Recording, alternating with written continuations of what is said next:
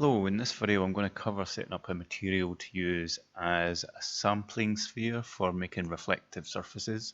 In this example I'm going to be using Marmoset Toolbag to set up the sphere that will capture this reflection, but I'll also be using the backdrop itself inside Photoshop. So what I've done is I've gone to a site called HDR Haven and downloaded a 16K HDR map, and I've also got Marmoset Toolbag 3. Now you can get this for 30 days free trial. It's really good. It does rendering. You do all your texture baking from low-high poly, and it's just really nice if you're a 3D artist to have this. So get it for trial, and then look out for any sales if you're low in cash, but also if you want it right away after your 30-day trial, definitely recommend buying it. Okay, so I'm going to create a sphere in here, so you can go to your plugins, generate primitives, and you want to create a sphere here, and you see it's not very reflective. Now it should have this default material on it. Now if you put the roughness right down and the metalness all the way up, you'll get like a chrome reflection of the background. So what you might want to do is hide the object first and then take a rendering of the scene. So if you press F10, I'm just going to open up Photoshop while this is happening. Okay, so I've got this background. I'm going to copy it. So you don't necessarily need the backdrop, but I guess it's handy to have there just as a layer in itself. So I'm going to do new. I'm just going to copy that in, and also I'm going to, well, I want to change the brightness of the backdrop, but not the image brightness, so that we just see the sphere. So it's got roughness, it's white, it's got metalness. Now you can make it darker if you want, but I'll just keep it fairly bright. So it's got all this information on it, and I'll paste it here of that so that we just see the sphere. So we've kind of got the two images here, but what I can do is I can take this ball and move it to one side, and I can play with the levels of that as well just to get a bit of range. Okay, and that's what you're going to sample from. So I'm going to make another layer, and let's just sketch in some kind of silhouette. So your silhouette is going to be your main shape of your character, your head or whatever. So at this point I've sped up the video just to show you the process, but basically I'm just picking areas from the sphere to get the color that I need, and then fill in the relative area of the mesh or the object. It begins to look like a polygonal mesh after a while, almost like a silver glass, very faceted looking low poly type mesh, but that's the idea.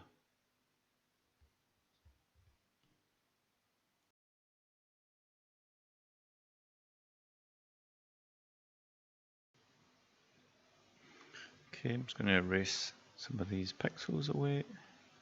You can see now how the object matches the background. So you could call this the sort of reflection pass. Okay, so you've got that. This is going to be, I'll call it reflection, right? But you'd also have a copy of this, and let's just colorize it. You'd have the base color of your object, and then you get your reflection on top of it. So you can kind of use opacity here to say how reflective this is. Wherever you paint white in the mask is going to bring through some of that reflectiveness, so you can bring little highlights through.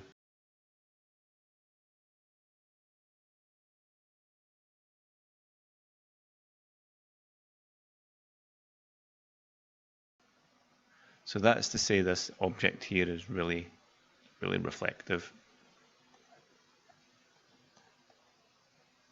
Obviously there's a whole lot of bits on the ground here as well that I could add in.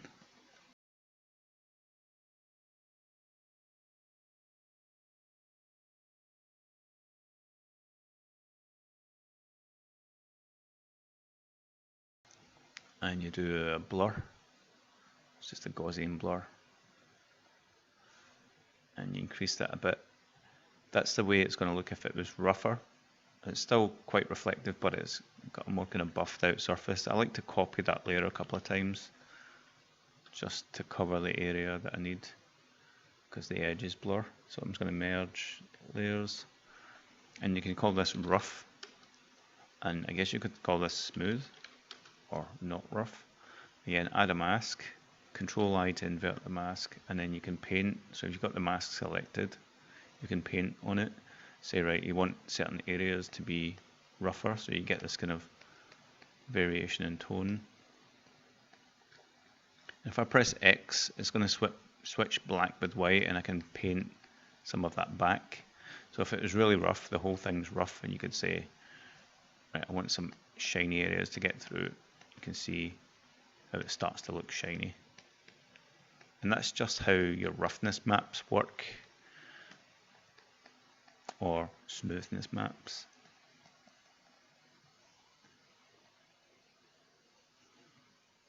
Okay,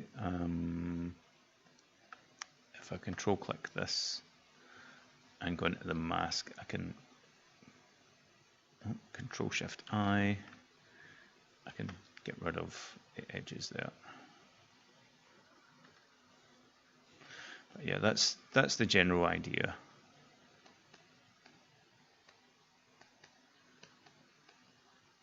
So you get this kind of half shiny looking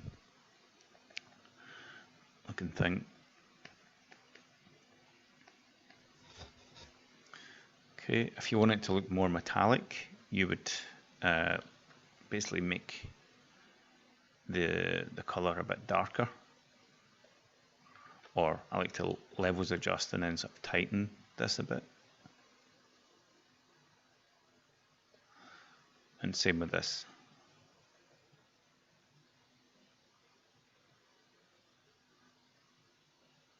You can get it to look a little more metallic.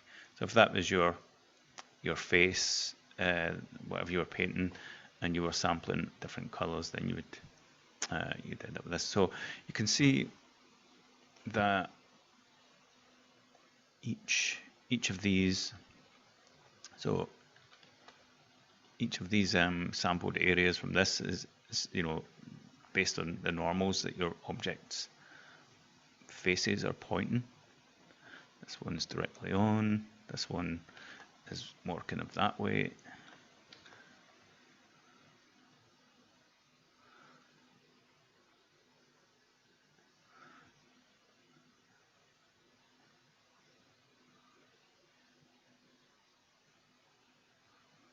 And then that gets a little bit flatter.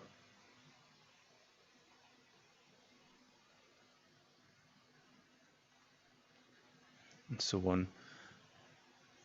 So if you had an object like a cylinder, is a cylinder, right? And so the normals here, they're all pointing at you. And it starts to kind of go this way. Then it's all kind of off to one side. So you don't have any, there's no up or down. So you're not sampling any of these areas. You're kind of getting mostly this and some bits here.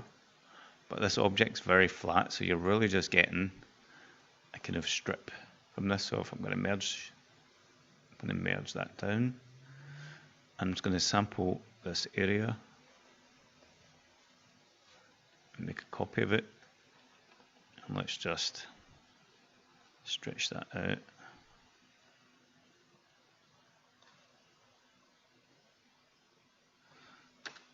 So that's going to be something like that.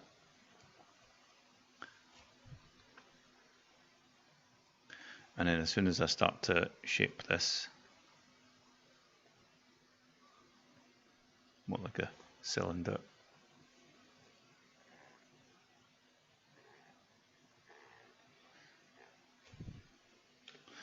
and what you might get is little highlights at the edge. So I'm just going to add just a little bit of a highlight at the edges, because sometimes light will collect around the edge, like a kind of Fresnel effect, like this. Purely an aesthetic thing. It might happen in nature, but it's purely for aesthetic. You would get that kind of thing.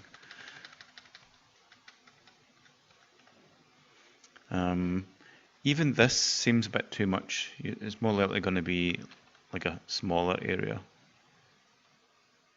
and look more like that.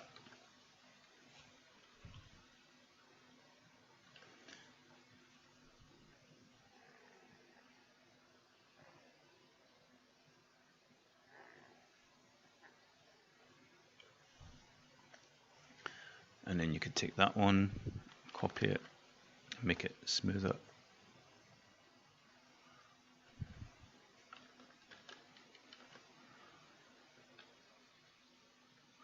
Add a mask, invert the mask, and then you're going to say this is where you want areas to be smoother. I'm just going to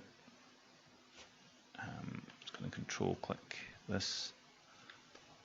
So I've got this area. I can add a folder here and then mask that so that I don't get out the edges here. And then go back into this mask and I can paint in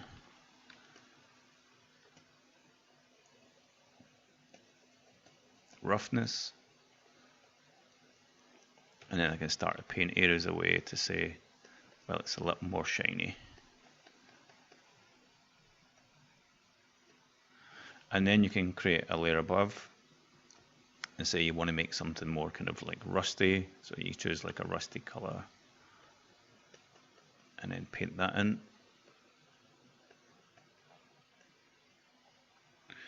So this dark color as well. So this rust is completely its own build up, and you get something like that. Now if I was to do that on the sphere here, it'd be a similar thing. Just dirty some areas up, get that nice rusty red tone. Obviously you don't want it solid, you want to let little areas through just to keep it coherent and easy to understand what's underneath.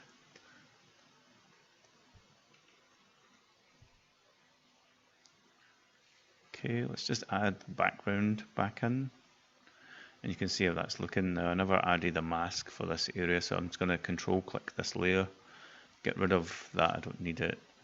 I'll just add this in here. Oops, that would be for this one.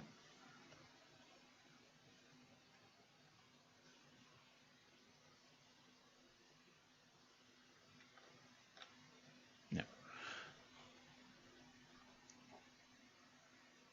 Okay, so these objects look like they belong in this light because of everything I've sampled from this sphere, which is a reflection of the background, and that's all through Marmoset. So if you download any images from HDR Haven,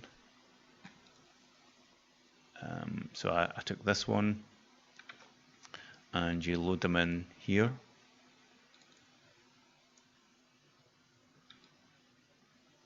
You add a sphere in, make sure it's not got any roughness. So you can see there's that roughness effect. It just looks like it's kind of blurring a bit.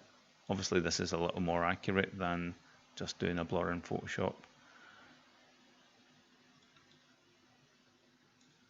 And that becomes your metallic reflective reference. You know, and if you put a texture in here, it's similar to the way I was doing the masking. So that's what your roughness map actually is, and when you're using a PBR type shader.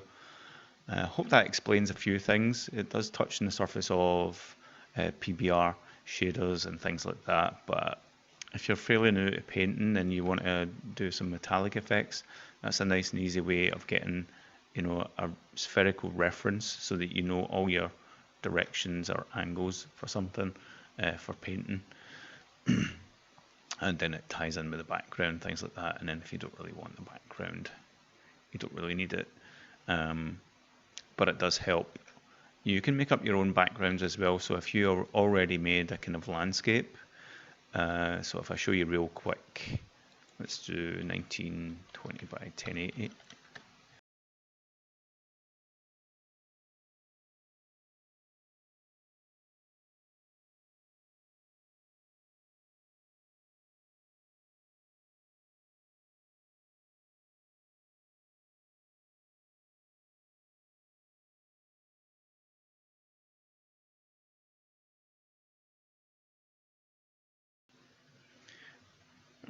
Now it's not going to be 16-bit or 32-bit image or HDR or anything like that, but I just want to see how this looks, so I'm going to save it.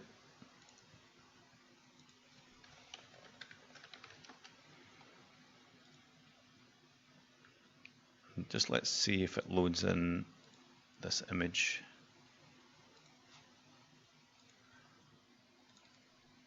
There you go, so it's loaded in the image, and you can see the way the sphere looks, if it's rough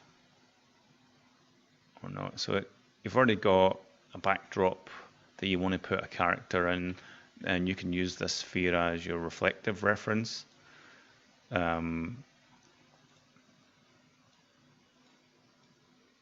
Okay, so you see actually changing that to specular gives you a little bit of a better reading, so you might want that. And then you can sample those areas. So if your background is going to be, you know, looking at the sun here, then this is what you're going to see on this side. You're not necessarily going to see the highlights of the sun if the sun's behind it. So you might want it to be, you know, you're idealizing this sphere before you get started. You can also change the brightness of the backdrop to idealize things. And also any post-process effect here as well. You might want to go into like this and add a bit of contrast.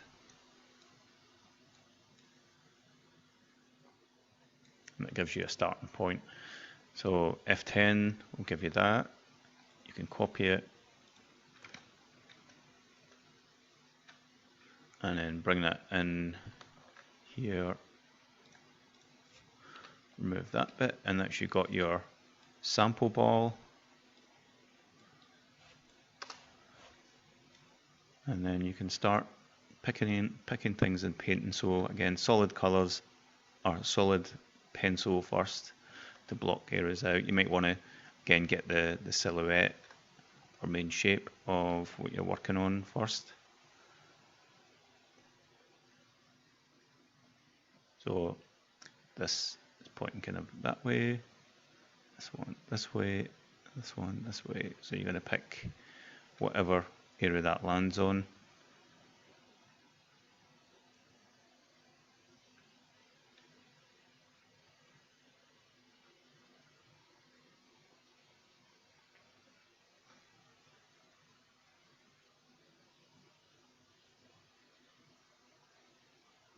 Okay, so that's the pure reflection,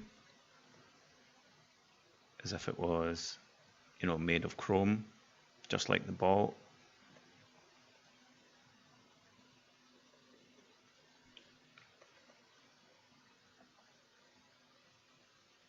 And if you wanted to make it a bit more rounded, you can sort of blur these lines a bit.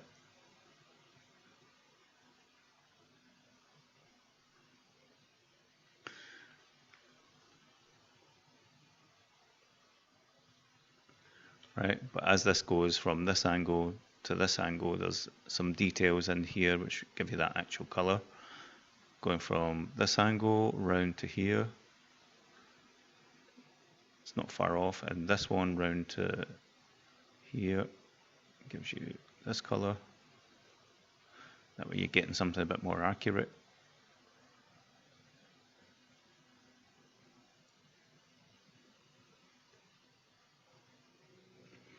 And then your highlights is anything kind of, you know, that's pointing this angle.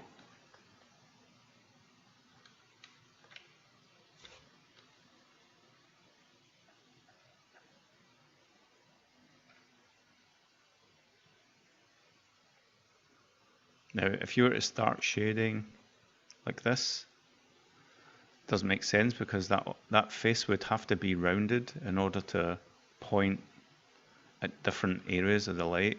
So if it's a flat surface, it's generally a flat color. It's generally only going to pick that one area. You can kind of tone it up a little bit for effect, but if it's flat, it's only going to be picking up a flat tone. You can give it a little bit of texture, I guess, to act like little deviations and bumps and things like this. but you still want to be picking those general colors because it's not gonna sample something down here necessarily. If it's so it's always going to be this kind of area for this one, and then over here it's going to be that kind of area, and here this one. Okay, so that's you got your object.